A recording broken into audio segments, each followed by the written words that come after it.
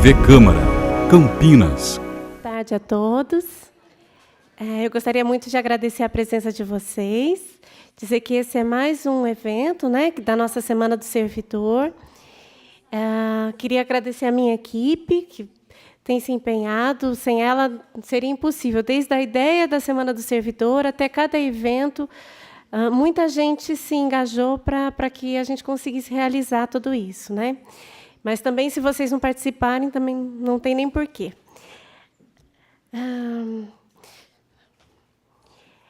Esse tema, o tema da palestra de hoje, para mim é muito caro, né? É um tema que eu gosto muito, eu acho que tem interesse muito para vocês também.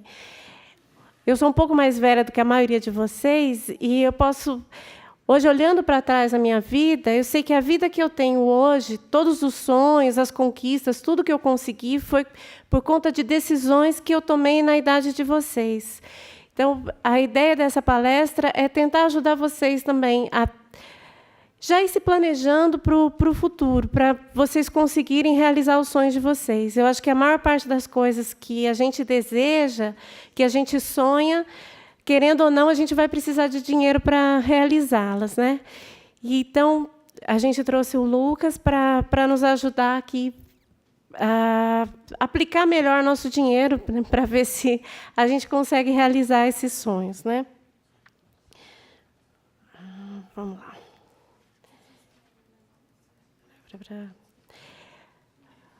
O Lucas é formado em administração e tem MBA em gestão comercial pela FGV, experiência de 15 anos no mercado de câmbio e a gestão de alta performance.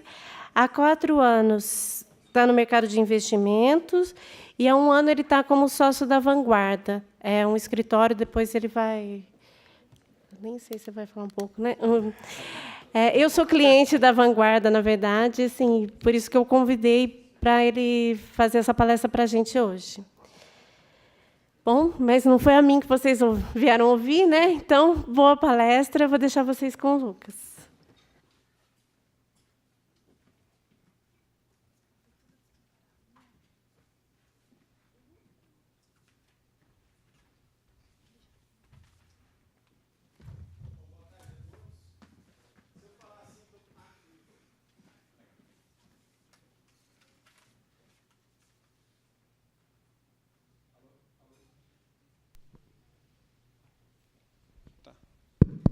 Agora foi.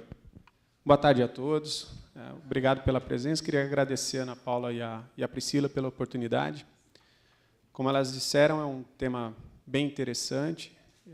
Eu acredito que todo aluno deveria já sair da escola sabendo um pouco disso, porque é o tipo da lição que a gente leva para a vida toda, né? A boa administração dos recursos que a gente recebe, e também fazer com que ele sobre um pouquinho todo mês, para justamente atender a demandas futuras, a projetos futuros, né? A gente tem como perfil ser muito imediatista nos nossos desejos, né? Quero comprar um carro, no mês seguinte eu compro, independente de quanto isso me custe, né? Eu quero comprar uma casa, tem que ser para agora. E a gente sabe que quanto mais agora, mais caro fica, né? E que se a gente olhar para um outro ponto de vista, se a gente se planejar um pouquinho mais, a gente consegue baratear muito os nossos sonhos. Sejam eles de curto prazo, médio, ou pensando lá na frente, na aposentadoria. Tá?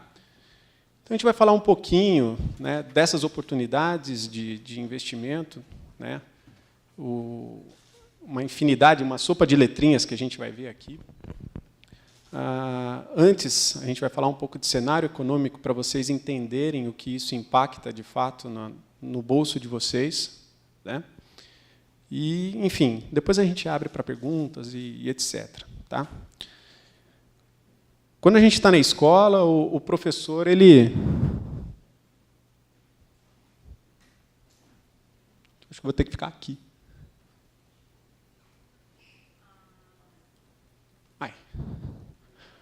Quando a gente está na escola, o professor fala que os animais eles nascem, crescem, reproduzem e morrem, né? com o ser humano isso é um pouco mais complexo. A gente nasce, estuda, trabalha e etc. A gente tem N responsabilidades durante a nossa vida, né? E, normalmente, a coisa se dá mais ou menos nesse cenário aqui, né? A gente, quando é mais novo, a gente começa a traçar os nossos objetivos, a gente escolhe a faculdade, a gente começa a trabalhar, e, a partir dali, a gente começa a acumular algum dinheiro, né? E, usando o tempo a nosso favor, a gente tem chance de acertar e errar sem que isso comprometa, de fato, o andar da carruagem, né? A gente constitui família e, a partir dali, muda alguma coisa, né? A gente passa a ter um cônjuge, filhos, e aí a gente fala assim, eu não posso arriscar mais tanto, eu preciso ter uma atitude mais conservadora. E aí eu busco mais proteção. Para daqui a alguns anos, quando eu me aposentar, eu não sofrer a aposentadoria, e sim eu aproveitar a aposentadoria. Eu acredito que todos aqui conheçam alguém, família, amigo, vizinho, que, quando se aposentou, viu o mundo acabar. Né? O mês seguinte da aposentadoria, por mais que ele tivesse recebido ali um fundo de garantia e todos os recursos acumulados ao longo da vida, a sensação de ficar sem o salário e sem uma atividade é o fim para ele. E aí, com todo aquele dinheiro na mão, ele usa, ele faz as apostas sem muito critério, e, de repente, o dinheiro dele acaba, e essa pessoa é obrigada a voltar para o mercado de trabalho. Alguém aqui conhece alguém, mais ou menos, nessa situação? Que teve que, depois de aposentado, voltar a trabalhar? E, normalmente, essa pessoa, quando volta, é muito raro, eu não conheço ninguém que tenha voltado ao mercado de trabalho no mesmo padrão que ele havia trabalhado antes. Ele acaba entrando num subemprego, ele acaba dependendo de parentes, enfim. Ele vê o padrão de vida dele cair muito. E aí a gente, olhando para esse cenário, a gente fala, poxa vida, quanto antes começar, melhor, né? Sim, a gente usa o tempo a nosso favor. Pô, mas nunca é tarde para começar também. Eu vejo aqui que tem pessoas mais jovens, mais velhas. Eu falo que nunca é tarde para começar. Faz sentido essa questão para vocês? Acho que é interessante a gente abordar isso antes de iniciar mesmo a parte teórica. Então, vamos falar um pouquinho mais de economia, né? Quem aqui é mais grisalho viveu essa época de cortar zero do dinheiro. Lembra? A cada 2, 3 anos a gente tinha 3 zeros cortados do nosso dinheiro e mudava o nome da moeda. Muita gente lembrando dessa época, né? E a inflação também mordia pesado. Né? Eu lembro, eu era criança nessa época, eu tinha que ir para o mercado de manhã, porque o preço era um, e se eu fosse à tarde, o preço era outro. O molecadinho ali vivia batendo o revólver de etiqueta nos preços dos produtos. A gente não tinha uma estabilidade de preço. Falar, se eu deixar para comprar hoje ou comprar semana que vem, é a mesma coisa. Naquela época não era assim. E as compras do mês, né? Lógico. Carrinho, 2, 3 carrinhos que a gente fazia compra naquela época. Hoje a gente não precisa mais fazer isso. A gente fraciona a nossa compra, a gente não tem estoque em casa, é muito baixo se a gente comparar a 3, 4 caixas de leite que a gente precisava ter naquela época. Né? Alguém lembra disso? Lembra, né? Com certeza. Então, a partir da instituição do Plano Real, né, a gente conseguiu manter o mesmo padrão monetário, controlar a inflação a duras custas, controlar a taxa de juros, também é uma tarefa árdua e constante. A gente tem um cenário diferente. Hoje, o índice de inflação, né, o oficial, o IPCA, ele está em torno de 4,5% ao ano. Tá? Ou seja, alguém sabe aqui o que é inflação? Bom, quem não sabe, eu vou dar um exemplo. Tá? Dia 1º de janeiro, eu vou curar a minha ressaca de Réveillon. E aí eu vou na padaria e falo, eu quero 10 pãezinhos. Com R$5, eu compro os 10 pãezinhos. Passou um ano, eu vou curar a minha outra ressaca do outro ano novo. Eu vou na mesma padaria, com os mesmos R$5, eu falo, eu quero 10 pãezinhos. Aí a atendente me dá 9. Então, os meus R$5 não compram mais 10 pãezinhos, eles compram 9. A inflação comeu um pãozinho meu. Então, é a perda do meu poder de compra. Quando a gente é investidor, a gente vai ver que inflação e juros, né, ali a Selic a 6,5%, eles são nossos amigos. Quando a gente é consumidor normal, juros e inflação são nossos inimigos, né? A gente não gosta deles. Mas quando a gente é investidor, vocês vão ver que é diferente. Então, com esses indicadores de inflação e juros, a gente tem um cenário bem diferente do que era no passado. Os juros, ele é um balizador de remuneração, né? Então, quando a gente compra... Todo mundo já teve carro financiado aqui, já, né? Também. O meu primeiro tinha um carnê que parecia uma lista telefônica, né? Depois a coisa foi evoluindo, débito automático e tal.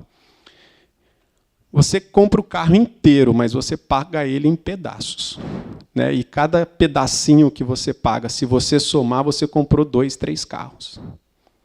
Então, para você que é consumidor, os juros ele te encarece. Fica caro você comprar algo parcelado, a prazo, etc. Os juros é teu inimigo nessas horas. Mas para a loja que te vendeu, para o banco que te emprestou, os juros é legal. Emprestei 10, vou receber 20.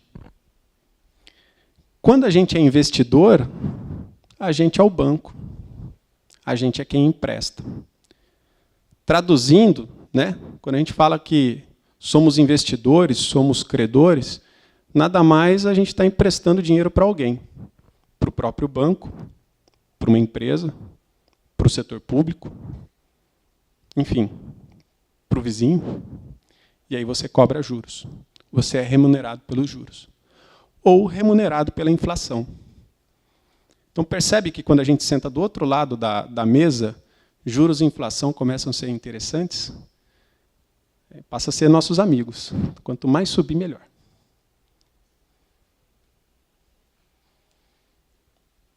Aqui um histórico, desde 1999, para vocês terem uma ideia, quando a gente fala de estabilidade, é justamente isso. A gente tem um cenário recente, totalmente fora de padrão, né? Nunca se viu juros a 6,5%. A gente estava acostumado a lidar com juros muito maiores. Então, naquela época, 40% de juros ao ano, você dobrava o teu patrimônio de forma muito mais rápida. Hoje você leva muito mais tempo para ter esse patrimônio duplicado.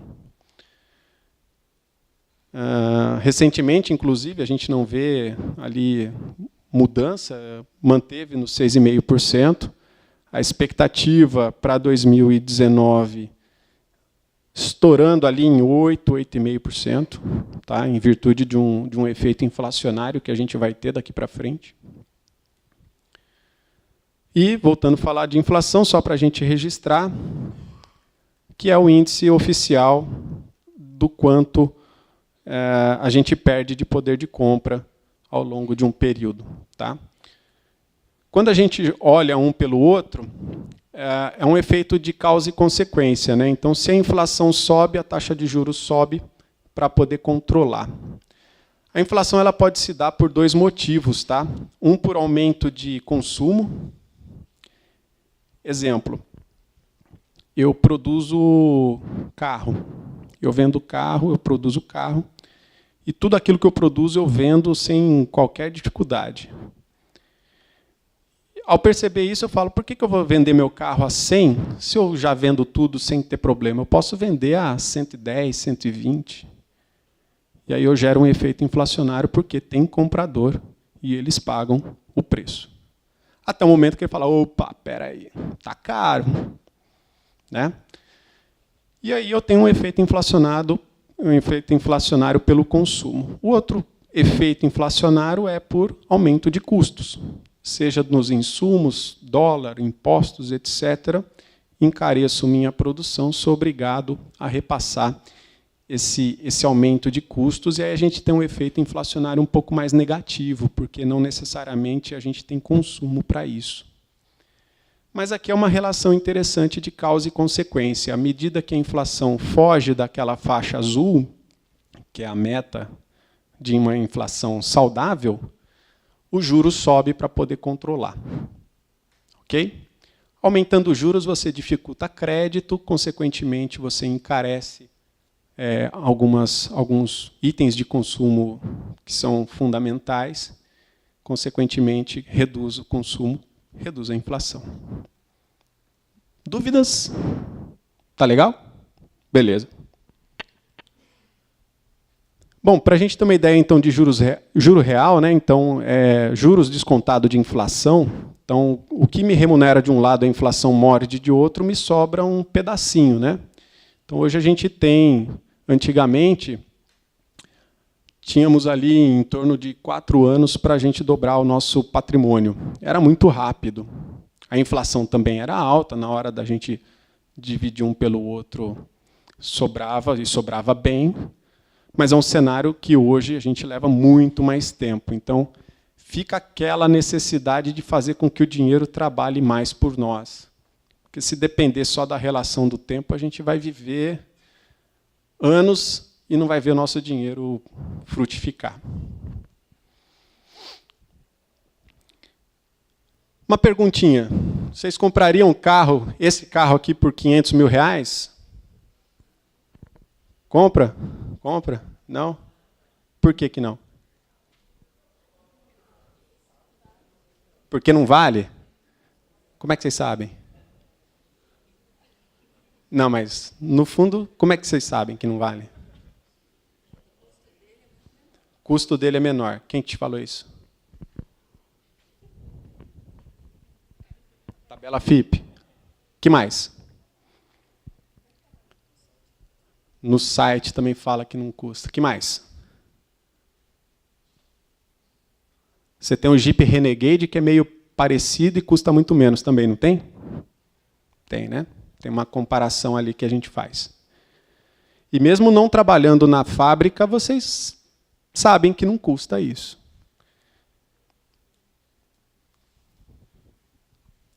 Vocês têm conhecimento. Existem as concessionárias que falam que não custa. Tem os classificados, ou seja, alguém vendendo esse carro por um preço totalmente diferente. Você compara com outros itens similares que tem no mercado. Você tem um mercado maduro, né? Carro é comercializado no Brasil há décadas. Então, vocês usam esses critérios normalmente para decidir a compra do carro, não usam? Escolhe lá o modelo, cor, etc., vê preço, custo-benefício e tal. Vocês analisam uma série de coisas para comprar um carro. Vocês analisam uma série de coisas para alocar o seu dinheiro? Vocês comparam bancos, vocês comparam ativos financeiros, vocês pesquisam o mercado, conversam com o vizinho, olha o jornal, vê o juros, vocês procuram isso? Não, né? Por isso que eu estou aqui. Quando a gente fala do nosso dinheiro, só um dado importante, só para a gente ter uma noção do que a gente está falando, tá? Vocês têm ideia de quanto tem na poupança? Se somar toda a poupancinha de cada um de nós aqui, sabe quanto isso soma no final? 3 trilhões de reais. Eu não sei nem quanto zero tem depois no trilhão. Mas são 3 trilhões de reais. Num ativo financeiro, é um empréstimo que você faz para o banco, tá? Que hoje rende praticamente o que a inflação morde, 4,5% ao ano. Sendo que a gente tem inúmeras oportunidades de investimento, a gente vai falar agora. Então, o empréstimo que você faz para o banco, ele é super popular, super acessível, você deixa o dinheiro na sua conta, você já está emprestando dinheiro para o banco e o banco te paga uns juros pelo fato de você ter deixado o dinheiro lá. Alguém sabe como é que é calculado o ganho da poupança?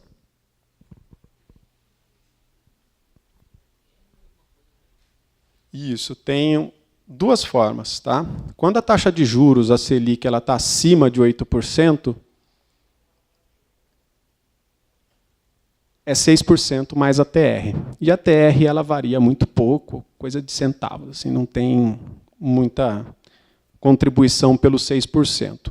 Quando a taxa de juros está abaixo de 8% ao ano, que é o caso que nós temos agora, a poupança rende 70% do juros. Então, se a gente pegar 6,5% e tirar 30%, a gente tem 4,5%. Eu falei lá atrás que a inflação é 4,25%, na verdade, o nosso ganho real com poupança está em 0,25%. Tem a vantagem de ter isenção de imposto de renda, tudo, maravilha, mas, poxa, a gente está praticamente empatando, né? Qualquer estilingada que a inflação der para cima, perdemos dinheiro. Tá? E aí, quando a gente vê a quantidade de pessoas que poupam via poupança, ela é gigantesca. Estou falando de 3 trilhões de reais. Olhando para um cenário, comparando com outros ativos financeiros, a gente tem ali tesouro pré-fixado, ouro, Ibovespa. Vamos considerar só a luzinha aqui. Acho que não pega direito ali. Mas olhem para tesouro, tesouro IPCA, LCI, CDB, são todos ativos com o mesmo grau de segurança do que uma poupança. No caso de tesouro, você está emprestando dinheiro para o governo, e aí o risco é do governo te pagar ou não. Então, é um risco soberano, a gente está falando do risco país. E o CDB também é um empréstimo para o teu banco. Você continua emprestando dinheiro para o mesmo banco, porém, o que ele te paga é melhor do que a poupança. Isso aqui são dados de 2017, se a gente puxar isso para 2018, a gente tem um apertozinho aqui, porque em 2017 os juros eram um pouco maior e tal. Para 2018 não muda a colocação deles, a gente só espreme um pouquinho esse ganho. Então, aqui, justamente, a gente identifica uma falta de critério quando a pessoa fala assim, eu deixo o meu dinheiro na poupança. E a gente fala, poxa, que critério que você utilizou para manter o seu dinheiro na poupança? Não sei. Né? Justamente porque o mercado de investimentos ele não é tão maduro assim. Então, o objetivo aqui é abrir o leque de opções, mostrar que existe vida fora da poupança, existe vida fora do banco. Outro dado importante para a gente passar, o mercado de investimentos nos Estados Unidos ele é extremamente desenvolvido. Né? Lá, investimento é lidado como algo escolar. 90% de todo o dinheiro dos Estados Unidos, de todo o dinheiro de investidor lá, está fora do banco. Não estou falando nem de poupança. Ele está fora de banco mesmo. Ou o investidor está investindo em empresas, ou está investindo no próprio governo, ou ele está empreendendo de alguma forma, mas no banco não está. E a proporção é 90-10. 90 fora do banco, 10 dentro do banco. E quando a gente vai olhando para outros mercados, mercado europeu, mercado emergente, alguns países ali aleatórios, essa proporção ela começa a se inverter. Reduz o montante fora de banco, vai entrando cada vez mais para dentro do banco, e aí, quando a gente chega no Brasil, nós temos exatamente o inverso. 90% do dinheiro da população dentro do banco e só 10% fora. Não estou dizendo que deixar o dinheiro dentro de banco é ruim. Tá? Tem oportunidades boas e ruins, tanto dentro quanto fora. A questão é que, normalmente, o gerente de banco ele não tem critério em ofertar produto. Ele não tem critério em avaliar a tua condição financeira, avaliar as tuas necessidades para ofertar produto. Ele pega o que tem na prateleira lá e fala, tem esse aqui, topa? Topa, beleza, vai ajudar a bater minha meta. Primeira coisa que ele olha é a meta dele. Se você está precisando de uma previdência ou não, não interessa. Ele está. Ele está precisando bater a meta. Então, eles vão jogando aquilo que eles têm na prateleira. É uma prateleira de produtos limitada, porque normalmente o banco só vende o que tem dentro da instituição e seja o que Deus quiser. Depois de algum tempo você vai olhar lá, nossa, rendeu só isso. Pois é o mercado, é assim, tal. Ah, quero sair. Ah, tem taxa para sair. E aí você fica ali penalizado e tendo que manter o dinheiro lá por um certo período, porque se você sair, a mordida ainda é maior. Então, agora a gente vai mostrar algumas oportunidades de investimento. Não são todas, existem ainda mais oportunidades. Um pouquinho dentro desse cenário aqui, né? Então, fundos de investimento, renda fixa, ações, mercado futuro, fundos imobiliários, previdência privada e seguro. Porque não só investir, é importante proteger também. Tá? Em caso de falência, sucessão patrimonial, invalidez temporária ou permanente, né? Como fica a família, dá para manter o mesmo padrão de vida, como é que eu me protejo com relação a isso. CDB. Tá? CDB é um outro empréstimo que a gente faz para banco. Eu adoro quando eu falo de emprestar dinheiro para banco, né? E fica chique, né? Emprestando dinheiro para banco.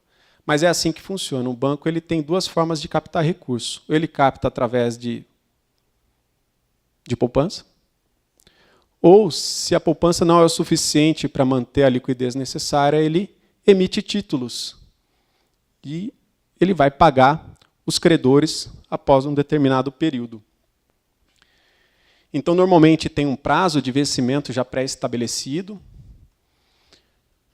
A liquidez ela pode ser imediata, como você pode ter que passar por um período de carência antes de ter o dinheiro de volta. A remuneração é atrelada a juros, a inflação, ou já um percentual pré-fixado. E existe uma tabela de imposto de renda, que eu vou passar essa tabela depois.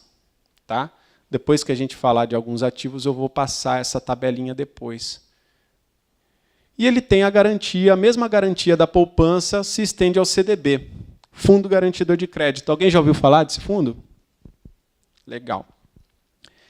É uma instituição criada pelo mercado financeiro mesmo, que protege o pequeno investidor. Então, limitado a um valor global de R$1 milhão, divididos em 4 instituições diferentes, limitado a um valor por instituição de 250 mil. Só serve para ativos emitidos por bancos. Tá? Então, no caso de uma falência de algum banco, o Fundo Garantidor de Crédito cobre até esse valor. Ah, Lucas, mas eu tenho 300 mil. Se for tudo no mesmo banco, vai receber só 250 mil de volta. Tá? Então, quando a gente fala de diversificar, é justamente olhar também para isso.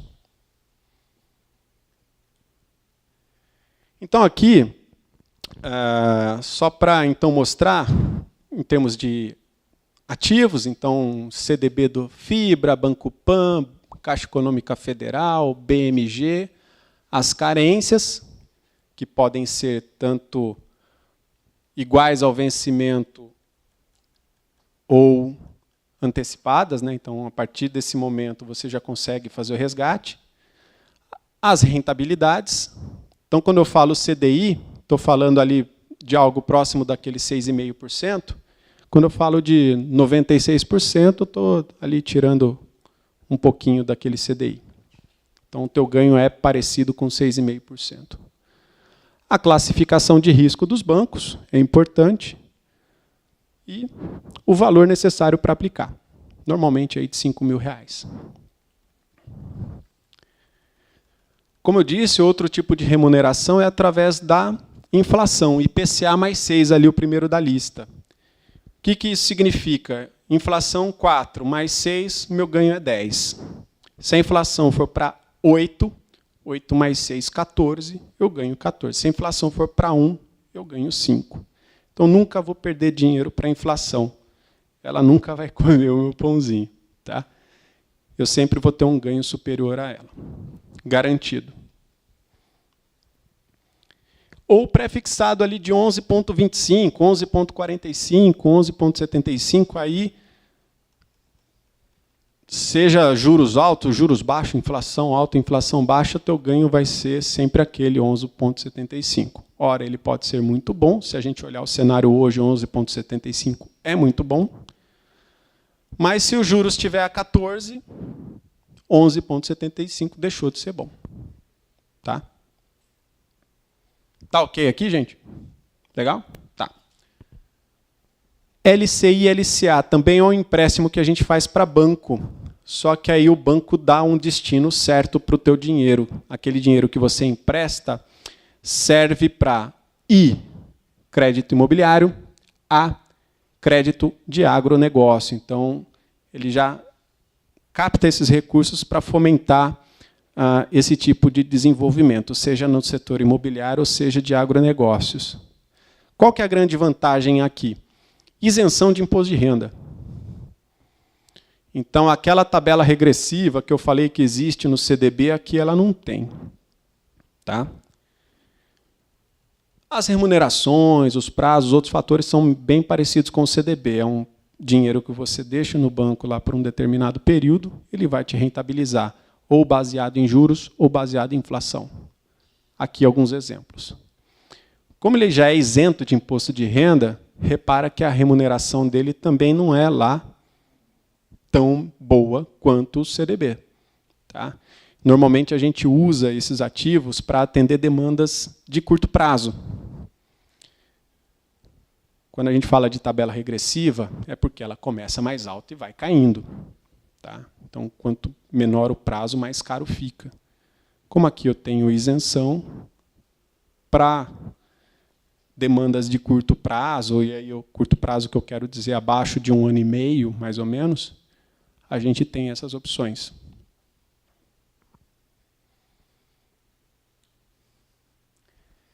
Legal. Cansei de emprestar dinheiro para banco, vou emprestar dinheiro para o governo. Título público. Também são empréstimos que a gente faz para o governo e ele usa esse dinheiro da maneira que ele quiser. Ele financia BNDES, ele paga custeio, ele faz obras e etc. Ele usa o teu dinheiro do jeito que ele quiser. E aí, obviamente, é um empréstimo, ele vai te devolver isso com juros lá na frente. 3 tipos. Tesouro Selic vai te pagar o que a Selic paga, 6,5%. IPCA mais inflação mais uma taxa pré-determinada. Ou pré-fixado. Vai te entregar uma rentabilidade já pré-definida. A garantia está no próprio país, de poder honrar com as dívidas ou não. Então é extremamente seguro. Quando a gente fala de risco país, eu estou falando do menor risco do mercado. Acreditem. E aqui algumas opções. IPCA com prazo em 2024, 2035, 2045. Então é IPCA mais 5,13, 5,45. A diferença é que, neste caso de título público, esses prêmios, né, essas taxas de rendimento, elas alteram todos os dias, para mais ou para menos. Isso vai depender do próprio mercado. Então, pode acontecer que você compre um título público hoje, te entregando uma taxa, dali semana que vem você compra a mesma coisa com taxa diferente, e assim sucessivamente até você deixar o dinheiro lá ou até o vencimento, ou se precisar, a liquidez em D+1. Resgato isso e tenho o dinheiro já à disposição no dia seguinte.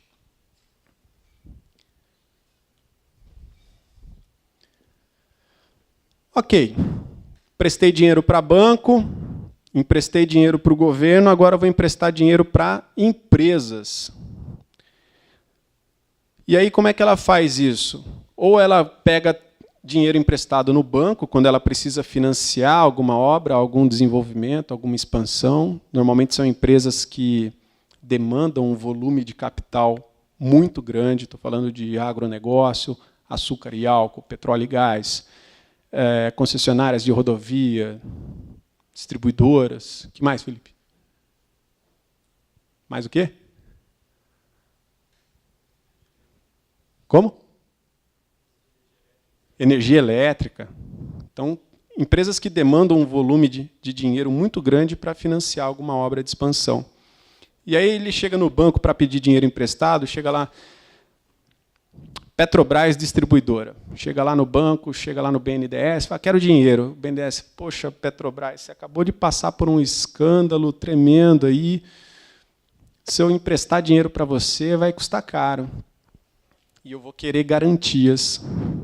E aí, de repente, a BR Distribuidora fala, não, realmente vai ficar caro, vou pegar dinheiro do mercado. Então, ele lança debêntures a um valor pré-determinado, a uma taxa de juros que ele acha interessante pagar, e ele atrela o risco a uma garantia. Pode ser uma garantia real, ou seja, se a BR Distribuidora não pagar esses títulos, os ativos da empresa vão a leilão, vende máquina, vende tudo, vende cadeira, vende projetor, e aí banca o credor. Ou uma garantia fiduciária, ela vai numa seguradora e fala, ó, emiti debêntures, R$1 bilhão de debêntures, e eu preciso garantir que eu vou pagar isso. Aí a seguradora fala, beleza, vai te custar tanto. E aí ela contrata a seguradora. Então aqui, a diferença é que o risco está na empresa. Como é um ativo emitido pela empresa, aí a gente já não tem o fundo garantidor de crédito. O risco está na empresa. Existe um prazo pré-determinado, cada empresa determina. A remuneração também atrelada à taxa de juros ou à inflação. Tem a tabela regressiva de imposto de renda, mas na maioria dos casos ela também é isenta. Como são empresas grandes e de grande importância para a economia brasileira, o governo dá o benefício da isenção fiscal. E aí, quando você acessa um ativo dessa natureza, você também aproveita a isenção fiscal. Tá? E você só vende essa debênture, quando você a compra, para outra pessoa que queira comprar. Então, existe ali um fator de liquidez também importante a ser considerado. Não é algo que você consiga se desfazer com tanta facilidade assim. E aqui alguns exemplos. Então, a gente tem um vencimento, a gente tem a remuneração e as empresas, Comgás, Rodonorte, as empresas que demandam captação de recurso via debênture. Aqui são algumas opções. Lembra lá quando eu comprei o CDB, eu tinha classificação de risco do banco? É importante? Sim. Mas ali eu tenho um fundo garantidor de crédito, que é uma garantia adicional. Lembram? Lembram, né?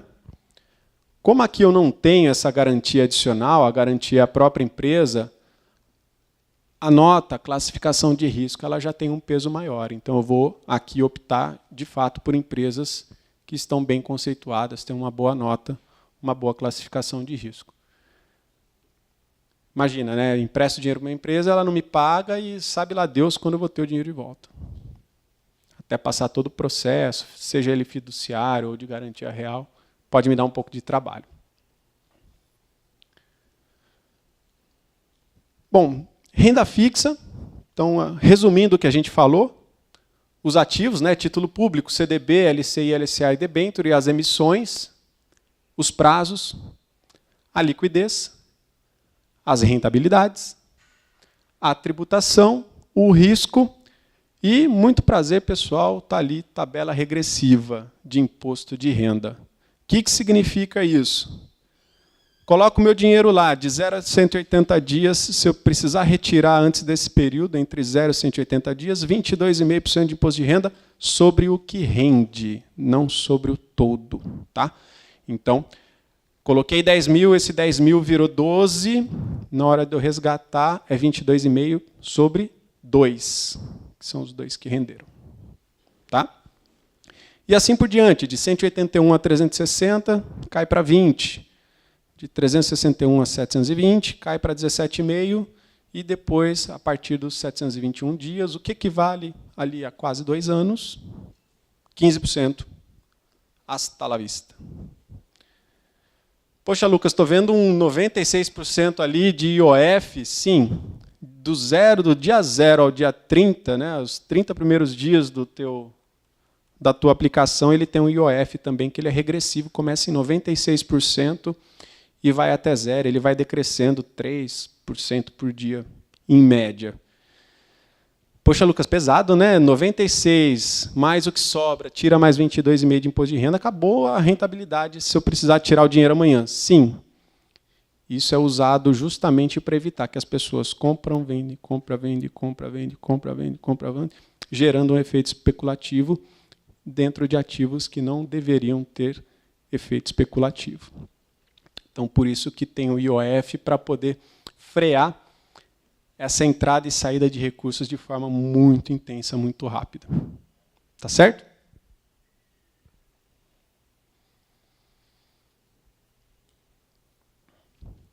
Alguém aqui já comprou pacote de viagem? Viagem eu gosto. Comprar? Todo mundo compra, né? Vai de férias, vai lá na agência de viagem, né? Aí, sei lá, Europa, Estados Unidos, Nordeste e tal. Já, quero comprar um pacote para Disney. Aí, o que tem no pacote?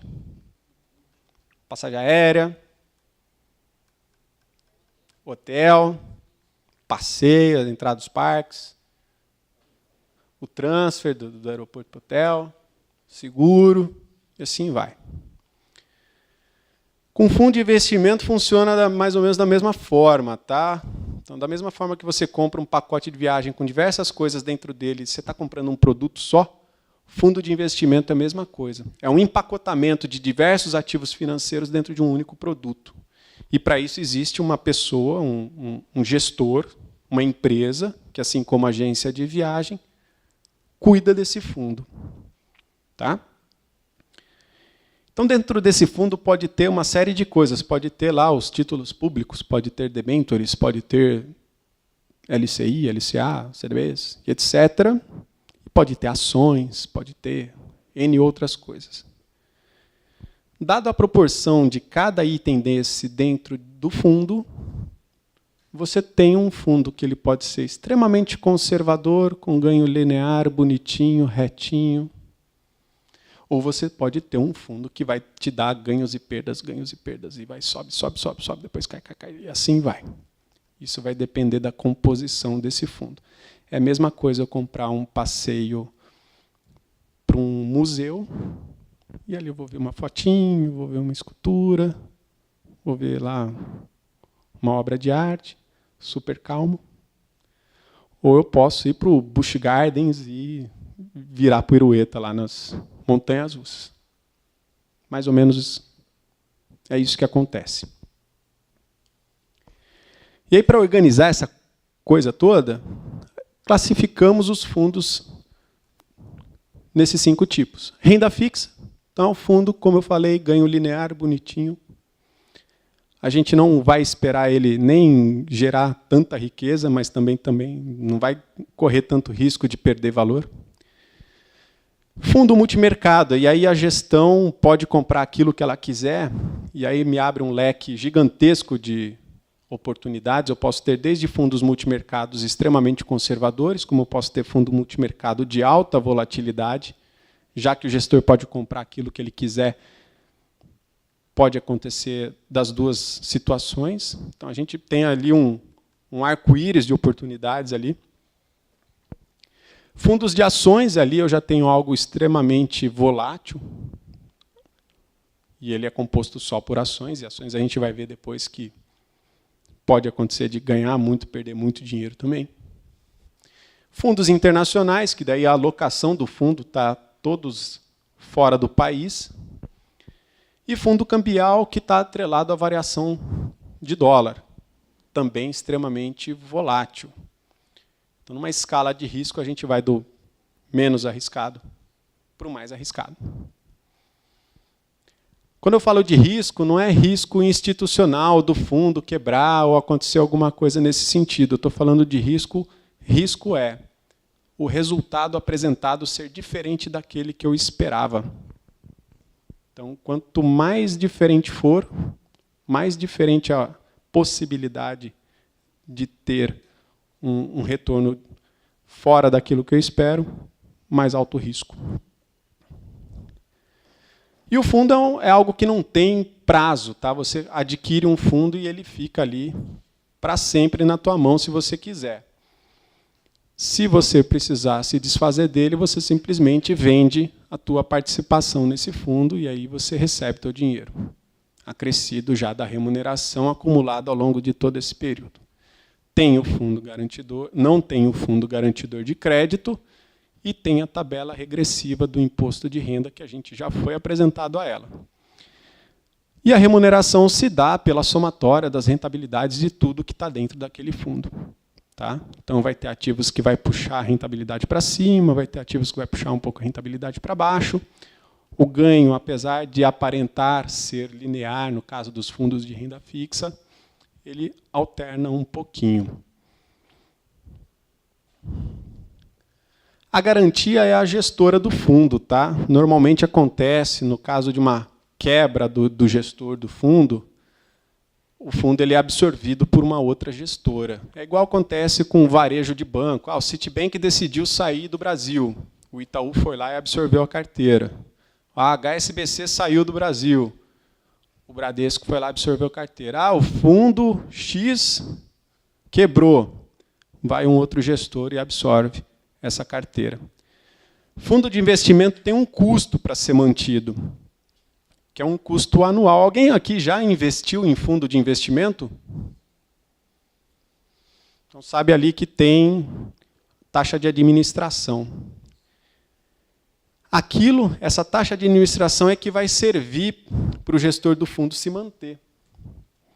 Ele não pode usar o dinheiro que você aplicou nele para se manter. Então, uma política que é chamada de Chinese Wall, muralha da China, que evita com que os gestores do fundo utilizem o patrimônio alocado nele. Aqui alguns exemplos de fundos, dado grau de risco, aplicação mínima, a taxa de administração, o benchmark, que é uma referência de rentabilidade, e a liquidez. D mais 0, ou seja, precisei do dinheiro, eu consigo tê-lo no mesmo dia. E aí eu tenho exemplos D2, D4, ou seja, peço resgate hoje, o dinheiro cai na minha conta em 4 dias. Tá? Varia de 0 até 360 dias. Tem fundo lá que, se você pedir o dinheiro hoje, ele só vai cair na tua conta daqui a 1 ano. Tá? Faz parte da política de gestão do fundo. E os nomes deles. Né? Então, tem o nome do gestor, que é a Z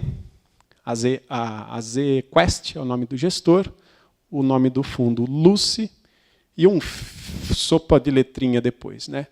FIC, Fundo de Investimento em Cotas de Fundo de Investimento, Renda Fixa, Crédito Privado, Longo Prazo. Aí começou a sopa de letrinha. Né? Que daí tem N siglas diferentes. Para você ter uma ideia, na plataforma que a gente utiliza, são 458 fundos diferentes. Então, imagina quem olha para aquilo na primeira vez, qual que eu escolho, né? Então, por isso é importante ter uma assessoria, ter alguém para te acompanhar, para filtrar um pouco disso aqui e traduzir essa sopa de letrinha. Aqui alguns exemplos de rentabilidades. Tá? Esse verde, essa primeira linha que está perdendo da poupança, é o maior fundo de investimento do país, é o Bradesco Hiperfundo. Tem 40 bilhões de reais nele, de pessoas desavisadas que acham que estão se dando bem, mas nem tanto assim. Tá? Se a gente ainda tirar o imposto de renda desse fundo, a gente está perdendo de goleada para a poupança, que seria algo assim, não mexe que está bom. Né? Não inventa. Aí o cara inventa, não, colocar no hiperfundo do Bradesco. Aí meu gerente falou que é bom. E aí vai ver, não é. Tá? E aí algumas outras opções. Repara que tem um ali no meio que ele está meio ali tremidinho, mais do que o normal. Isso já é um caso de uma volatilidade um pouquinho maior. Ora ele ganha um pouco mais de resultado, ora ele perde, e assim vai. Comparativamente, né, com os demais ali, os ganhos já são mais lineares. Importante mostrar aqui que há vida além do CDI. O banco, normalmente, ele fala que o CDI é o limite máximo dele de rentabilidade. Ele fala assim, nossa, quanto mais chegar perto ali, 98, 99, tá bom. Não espere mais que isso. Eu falo, existe, está aqui. Tá? Então, tem como ter um ganho superior à taxa básica de juros. A gente olha isso como um divisor de águas. Tá? Se está para cima disso, está legal. Se está para baixo disso, pula fora. Não está legal. Tá? Então, aqui, o verdinho rendendo 56% do CDI, o roxinho lá, o rosinha, Itaú Personalité, rendendo 90% do CDI. Aí, quando você fala com o cliente Personalité, porra, eu sou Personalité. Eu deveria ter uma assessoria mais qualificada, eu deveria ter um gestor mais de olho. Por que eu fui cair no 90% do CDI, ô meu gerente? Se eu sou um Personalité, cara, deveria ser melhor tratado aqui nesse banco. Cadê meu café? Né?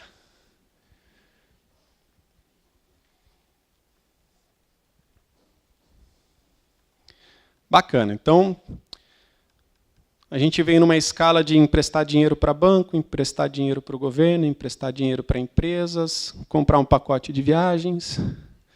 Agora tem a renda variável, ações. Alguém aqui já comprou ou vendeu ações? Você não vale. Ação. Você vira um microsócio da empresa. Na alegria e na tristeza, né? Na saúde ou na doença, seja por um dia, por um mês ou por anos. Então, eu compro ali uma participação da empresa esperando que ela evolua, esperando que ela aumente o valor de mercado dela. E é algo assim que você não pode, como eu digo, você não pode pegar amor no negócio. Você compra uma ação da Ambev, né? Ambev, empresa com gestão muito conhecida, extremamente profissional, dominante no mercado, mas ela também passa por períodos de altos e baixos, ela entrega resultado, ela se endivida, ela não entrega resultado e assim por diante. E aí você fica, comprei, mas ela vai dar certo, ela vai melhorar. E aí o mercado começa a ir contra, você se desespera e vende, você tem prejuízo. Comprei por 20, vendi a 15, perdi dinheiro. Então, é o tipo de mercado que você precisa ter um certo conhecimento e aguentar essas dores de barriga, que elas acontecem. Tá? Mesmo com empresas de primeira grandeza, Vale do Rio Doce, Petrobras, bancos, todos eles passam por períodos bons e períodos ruins. E muitas vezes não depende dele. Tá? Muitas vezes o banco está excelente, mas o mercado em si está rodando contra. E aí você tem um cenário que faz com que o valor do banco caia. Então, é algo assim extremamente complexo. Tem um imponderável ali no meio, que é impossível a gente mensurar. Tanto é que os principais traders de ação, o ganho deles, né, a proporção de ganho não chega a 80%. Então, da quantidade de operações que eles executam no mês, a taxa de sucesso ela fica ali entre 60% a 70%. Ou seja, ganha 7, perde 3. Então, para quem entra nesse mercado aqui, é um pouco mais complicado nesse sentido. Não tem prazo, então eu posso comprar uma ação e vendê-la no mesmo dia e ficar com o lucro da diferença entre a compra e venda. Isso a gente chama de day trade. Como eu posso comprar uma ação e ficar com ela por um determinado período. Pode ser um dia, comprei hoje, vendi amanhã, como pode ser semanas, meses, anos, e assim vai. Tá? O ganho está pela valorização da ação ou pelo dividendo que a empresa paga. Então, ela gera lucro, e esse lucro é distribuído periodicamente aos acionistas, versus a fração, obviamente, que você tem dela. Existe uma alíquota de imposto específica, de 15% para operações longas e 20% para as operações de day trade. E o risco está na própria empresa, né? Vamos lembrar um exemplo, né? Quem conhece aqui a Eike Batista, OGX, eu era fã daquele cara, em todos os sentidos. E aí, de repente, em uma semana, a empresa dele vai para o saco, né? E aí, o que você faz? Eu tinha uma ação que eu paguei R$10 nela e, de repente, olho, ela vale 2 centavos. Você não tem nem para quem vender. Quem que vai querer comprar uma ação que vale 2 centavos, meu filho? É o que a gente chama, tem uma expressão que é virou pó. Virou pó. Vai morrer com ela. E o duro que você vai entrar ali no site, você vai ver ela ali. Que nem sair do site ela vai sair. Vai ver ela. Para lembrar você todo dia da burrada que você fez. Mas, enfim, é um risco. Tá? Gente, estou fazendo um mega terrorismo em cima de ação, não é isso, tá, gente? É que pessoas que estão fora desse mercado acabam entrando pela via errada, acabam entrando por aqui, e é onde ele se frustra. Que ele faz as operações de forma aleatória, desacompanhado, não tem estômago para isso. E aí, quando você vai falar de investimento para uma pessoa dessa, imagina, eu não quero. Pô, já perdi dinheiro, Petrobras, Vale, sei lá. Comprei a 30, vendi a 20. Perdi dinheiro. Ele entrou pela via errada.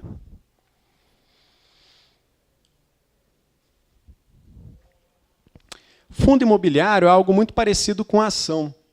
Só que, ao invés de você ser microsócio de uma empresa, você é microsócio de um empreendimento imobiliário. Vou fazer uma pergunta óbvia aqui, mas é que faz parte do roteiro. Vocês conhecem o Shopping Dom Pedro? Semana passada eu estava em Manaus, na fábrica da Honda, da moto. Os carros são fabricados em Sumaré, as motos são fabricadas lá na Honda, a fábrica já tem mais de 40 anos lá. E tem um fluxo de funcionários de lá para cá, enfim. E aí eu fazia essa pergunta lá. Às vezes os funcionários de lá vêm aqui para fazer algum treinamento e tal. Conhece o Shopping Dom Pedro? Conheço. A maioria fala que não, mas enfim.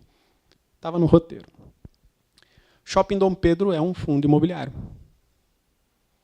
Você pode comprar uma participação no Shopping Dom Pedro. Poxa, legal, Lucas. O que eu ganho com isso? Os aluguéis. Tudo que é gerado de aluguel no Shopping Dom Pedro, os cotistas do fundo têm direito a 95% desse valor. Fora isso, você tem a própria valorização do imóvel. Então, se é um shopping que está em evolução, está melhorando a qualidade das lojas, infraestrutura e etc., ele se torna mais atrativo, ele pode cobrar um aluguel mais caro, ele tem ganho de valor e você ganha mensalmente o dinheiro do aluguel. Se for um shopping que não vai para frente, as lojas vira e mexe estão saindo, não consegue manter o padrão, o inverso acontece. Ele perde valor, gera menos aluguel e você perde dinheiro com ele. Seja de forma momentânea, né, até ele se recuperar, ou de forma permanente. Poxa, comprei um mico. Tá? Isso serve para hotéis, galpões empresariais, loteamentos, salas corporativas, prédios, enfim, tem uma infinidade de fundos imobiliários. E existe o fundo do fundo imobiliário, que daí você compra diversos empreendimentos dentro de um pacote, igual um pacote de viagem. A garantia está no próprio risco do empreendimento. Os impostos só se dão sobre a valorização do imóvel e aquele dinheiro que eu recebo mensalmente de aluguel ele já vem isento de imposto de renda. e a liquidez está em vender para quem quer comprar. É um mercado mais líquido, mais rápido de movimentar do que uma debenture, por exemplo. Bom, esse é o último item da nossa cesta de ativos financeiros, né? A gente saiu um pouco da casinha da poupança e do CDB e apresentamos opções aí diferentes. O COI já é algo um pouco mais complexo, tá? Certificado de operações estruturadas, não é o da Odebrecht, tá? Esse aqui é dentro dos PAN, está tudo certinho aqui. Como o próprio nome diz, é uma estrutura de operação e ela pode se dar de algumas formas diferentes. Tá? Basicamente, quais são as vantagens disso aqui? Teu dinheiro de volta se a coisa der errado. Então, o teu dinheiro ele é dividido em 2 pacotes diferentes. O pacote A, o gestor vai fazer com que ele produza retorno de modo a te entregar o teu dinheiro de volta se algo acontecer de errado. E o pacote B ele vai gerar um efeito multiplicador. Aí o efeito do ganho real mesmo daquilo que você pretende obter. Tá? Então, a vantagem é você acessar mercados extremamente voláteis, por exemplo, o mercado de ações, sem incorrer no risco da perda. O máximo que pode acontecer é você ter o seu dinheiro de volta sem rentabilidade nenhuma. Agora, coloquei 10, peguei 5, nesse caso aqui a gente não tem esse risco. Tá? São emitidos por bancos internacionais, tá? É um ativo relativamente novo, então aqui são emitidos, por exemplo, BNP, um banco francês, Morgan Stanley, MS, o CS é Credit Suisse, um banco suíço, e o JPM ali, JP Morgan. Tá? Então, todos bancos internacionais aí de primeira grandeza. A primeira estrutura ali, que são de ações internacionais, ele chama de autocall. Autocall. Tá? O que seria isso? Quando você acessa esse ativo, você está comprando essas 4 ações. Vamos pegar o último ali, que está mais fácil de ler. Alibaba, Netflix, Amazon e Apple. Então, quando eu compro esse COI, eu estou comprando, na verdade, essas 4 ações. Pô, legal, né? Mercado internacional de ações, e eu estou aqui no meu sofá comprando isso. Com valor de R$5.000 eu já consigo acessar isso aqui. E aí o que acontece? Quando eu compro esse COI dessas 4 ações, elas valem um preço naquele dia. E o que eu espero? Que elas se valorizem. Terminando de ler lá, BNP, Autocall, Alibaba, Netflix, Amazon, 5 anos. Então eu deixo o meu dinheiro ali aplicado por 5 anos. Observação trimestral. O que significa isso? Existem pontos de observação a cada 3 meses para essas 4 ações. Se daqui 90 dias essas 4 ações estiverem valendo mais do que elas valiam no dia que eu comprei, eu já recebo o prêmio desse COI, que normalmente está em torno de 3 a 4% no trimestre. Mesmo que cada ação tenha subido só 1 centavo, eu já tenho um prêmio pré-determinado de 4% no trimestre. Pô, legal, né? Sim. 3 ações subiram, 1 ficou no negativo. Vou para o próximo ponto de verificação. Até que as 4 estejam no valor. E esse cupom ele vai aumentando. Então, de 4, 8, 12, 16, assim vai até o 5º ano.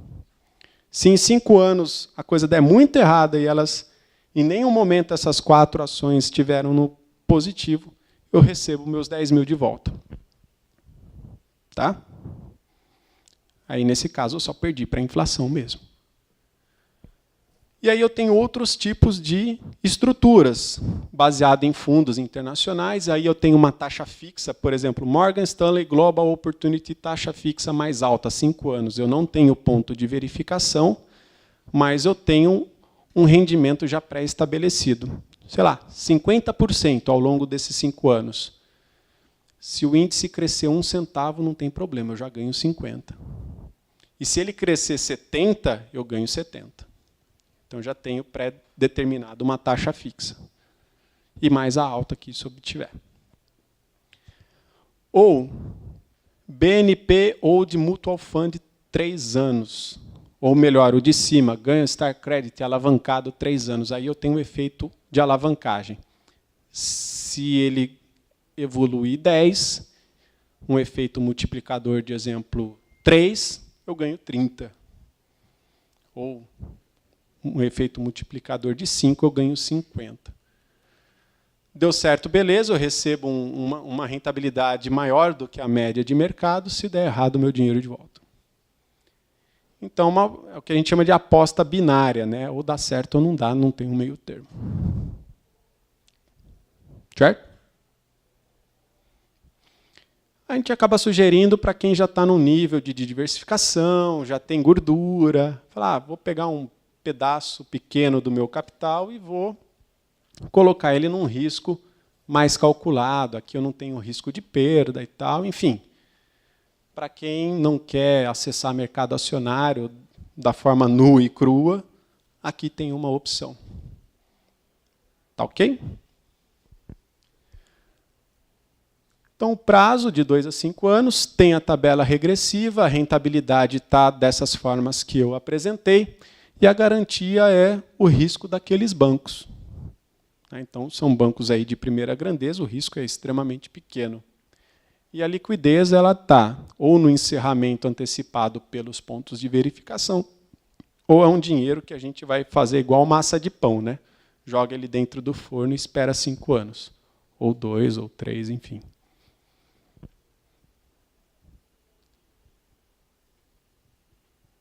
Pessoal, é isso. Eu vou deixar aberto agora para perguntas, para quem quiser. Queria agradecer novamente aí o tempo de vocês, a presença. Está aqui o nosso contato. Se alguém tiver alguma pergunta, pergunte.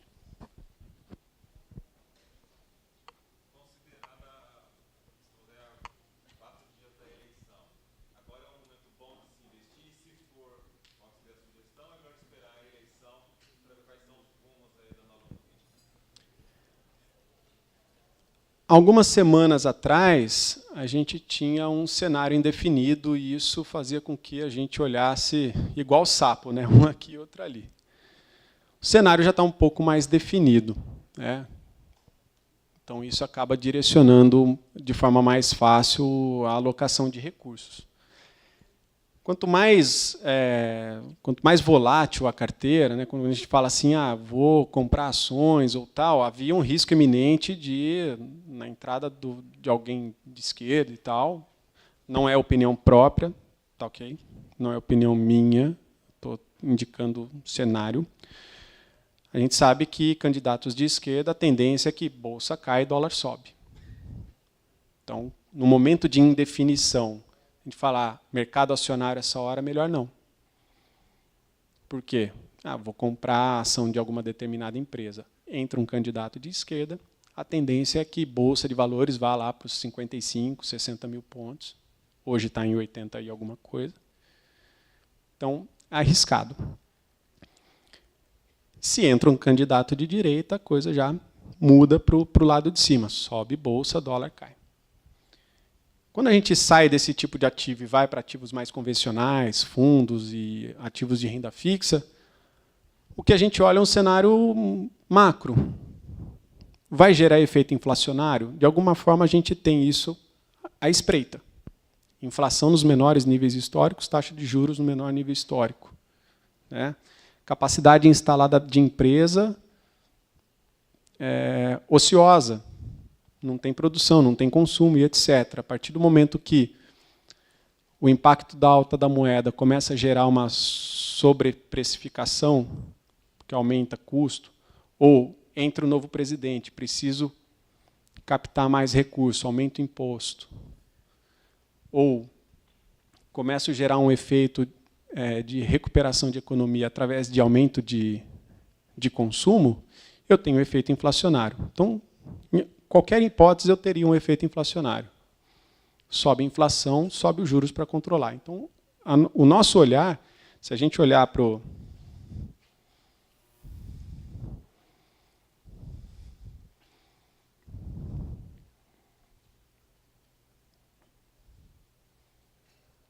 Quando a gente olha a curva de juros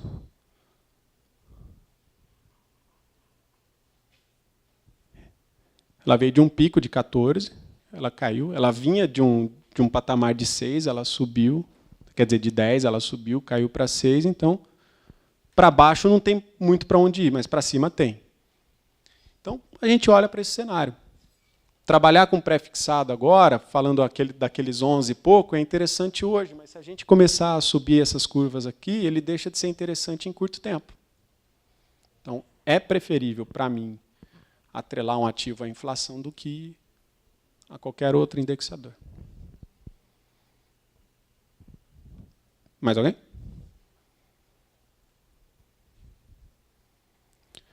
Bom, então, é isso. Pois não, claro.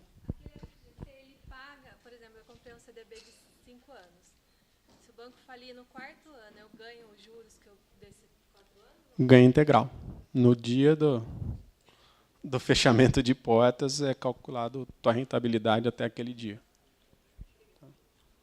Pois não. Naquele, por exemplo, CDB indexado ao IPCA, ou qualquer ofício de inflação, se for contratado, por exemplo, 6%, a inflação for negativa, corrói 6%? Não.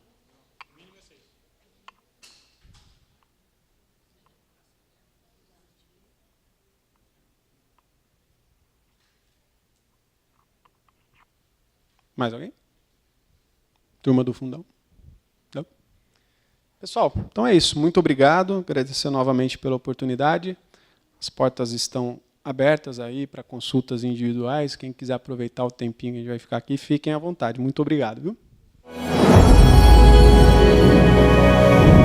TV Câmara, Campinas.